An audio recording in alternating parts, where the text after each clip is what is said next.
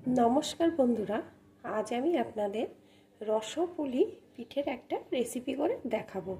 तार जोन्नो प्रथमे आमी एखाने कड़ाईटा बसिए दिएछि आर एर भितरे दिए देबो 1 कप परिमाण चालेर गुड़ो,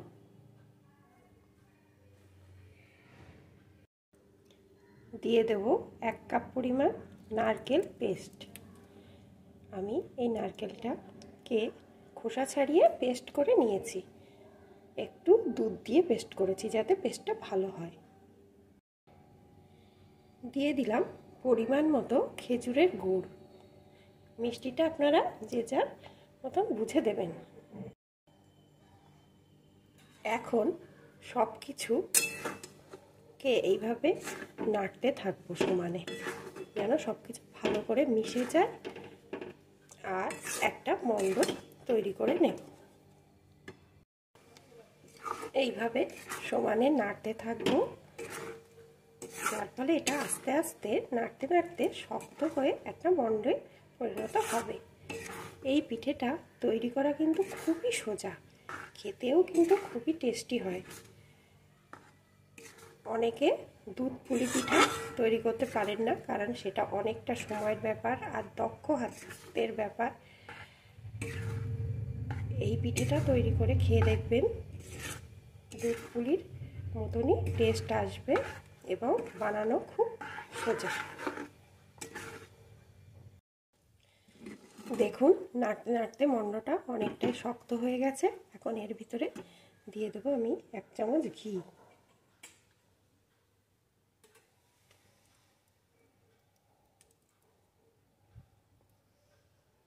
আর দেব একটু এলাচ গুঁড়ো। এখন আবারও কিছুক্ষণ এভাবে নেড়ে আরেকটু শক্ত করে নেব। দেখুন এখন মণ্ডটা কেমন কড়া থেকে উঠে আসছে।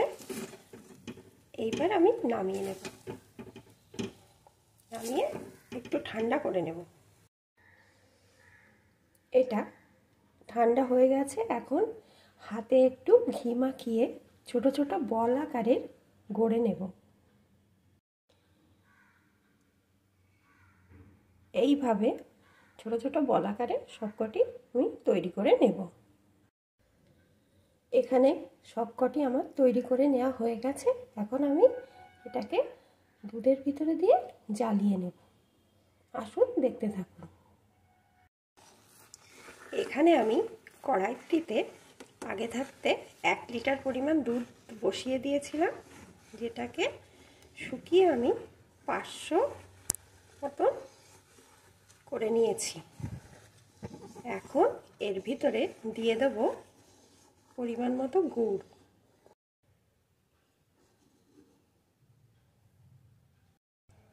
গুড়টা দিয়েও ভালো করে নাড়িয়ে দেব যাতে গুড়টা দুধের সাথে ভালো মতো মিশে যায়।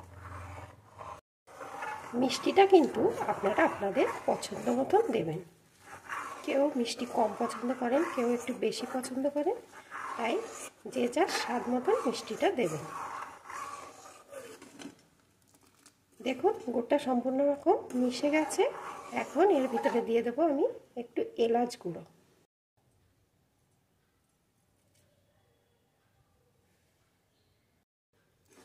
আবারও একটু নাড়িয়ে নেব। দুধটা দেখুন অনেকটা ঘন হয়ে গেছে। এখন যে বলগুলো আমি তৈরি করে রেখেছিলাম ওই বলগুলোকে আস্তে আস্তে এর ভিতরে দিয়ে দেব। এইভাবে আস্তে আস্তে সবকটি বলকে ভেতরে দিয়ে দেব। সবগুলো দেওয়া হয়ে গেছে। এখন এইভাবে নাড়িয়ে নাড়িয়ে এটাকে ভালো করে ফুটিয়ে নেব। বলগুলো কিন্তু একটাও ভেঙে যাবে না। দেখুন কত সুন্দর হচ্ছে। বলগুলো কিন্তু আস্তে আস্তে দেখুন ফুলে উঠছে। এইভাবে আস্তে আস্তে জাল দিতে হবে আর নাড়তে থাকতে হবে। বন্ধুরা প্লিজ ভিডিওটি দেখার আগে প্রথমে একটু লাইক দিয়ে দেখবেন,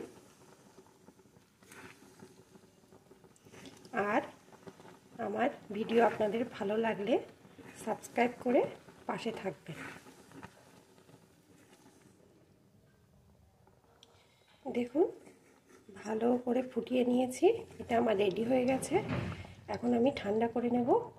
এটা ঠান্ডা হলে এই বলগুলো আরও ফুলে উঠবে, আর এগুলো কিন্তু খুব নরম হয়, মুখে দিলেই একদম মিলিয়ে যাবে। আপনারা এইভাবে একবার তৈরি করে খেয়ে দেখবেন বন্ধুরা, কেমন হয় খেতে, আর আমাকে কমেন্ট করে জানাবেন। আর যারা কোনো দিন পিঠে তৈরি করেননি তারাও কিন্তু এটা খুব সহজে তৈরি করে নিতে পারবেন। আর এই পিঠেটার মধ্যে আপনারা কিন্তু দুধ পুলির স্বাদ পাবেন, কারণ এই পিঠেটার মধ্যে আমি চালের গুঁড়ো, নারকেল গুড় সবই ব্যবহার করেছি। এটা মুখে দিলে আপনারা কিন্তু একদম দুধ পুলির স্বাদ পাবেন।